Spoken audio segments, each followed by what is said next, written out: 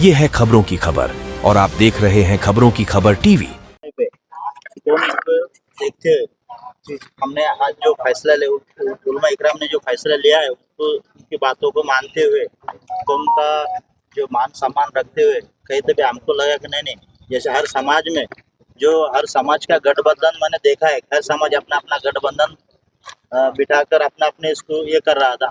हमारे को पहला अ, हम भी हमारे समाज से हमारे कौम से हमने भी ये रखना चाहिए, जज्बा रखना चाहिए और हमारा जो भी हमारे जैसे उम्रा इकराम के जो भी फैसले आएंगे उनके हिसाब से हम वही उम्मीदवार को सपोर्ट करेंगे, उसकी ताकत बढ़ाएंगे।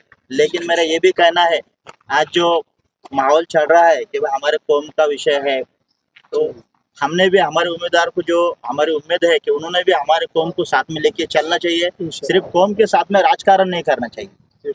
तो मैं ये चाहता हूँ कि आज मैं वही उलमा इकराम के फैसले के ऊपर में आज मेरा उम्मीदवार आते वापस। तो सर जैसे कि आपने बोले अभी कि हमको आपस में बंटना नहीं चाहिए, तो ये बटेंगे तो कटेंगे वाले के बाद जहन में कुछ चीज़ें आई थी क्या आपके? देखिए, अभी हम तो सिर्फ हमारे कौम का ख्याल करते हैं, लेकिन ये राजकारण है। राजकारण में कुछ ज़बानें ऐसे निकल जाती है कि हमें छोटे छोटे बातों पे ख्याल नहीं रखना चाहिए। बराबर है, बचेंगे या कटेंगे, हमने सिर्फ ये देखना चाहिए कि हमारे कौम का जहाँ पे ज़रूरत है हमारे कौम को, हमारा कोई भी अच्छा सा नेता हमारा कुछ अच्छा काम करे, हमारे कौम का अच्छा काम करे, वही नेताओं को हमने सपोर्ट करना चाहिए। लेकिन जब तक हमारे उलमा इकराम का जब तक फैसला आता नहीं, हम भी किसी को बोलेंगे नहीं कि हम इनको सपोर्ट करें, इनको सपोर्ट करें।